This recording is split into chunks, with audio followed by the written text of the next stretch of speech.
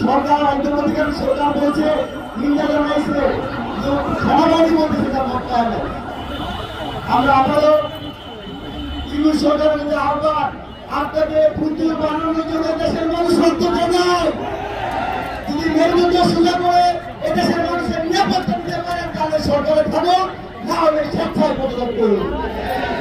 আমি সাথে আরেকটি কথা বলতে চাই, আমি বিশেষ করে অনেক বেশি কষ্ট লাগে জায়গায় বিএনপির বাইরের প্রতি অনুরোধ জানাই। আমাদের হসপিটালের মহাসচিব সহ অনেক নেতৃত্ব দিয়েছে।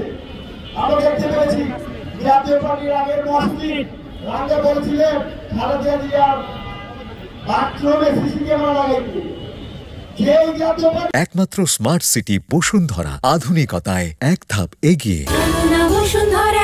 2014 সালে নির্বাচনে বৈধতা দিয়েছে, যে জাতীয় পার্টি 28 সালের ভোটাধিকার শহীদ হয়েছে, যে জাতীয় পার্টি 2024 সালের দাবি নির্বাচনকে বৈধতা দিয়েছে, যে জাতীয় পার্টির কারণে আজকে শেখ হাসিনা দৈত্য খারাপ হয়ে বিএনপির হাজার হাজার নেতা কর্মীকে হত্যা করছে, গুম করছে।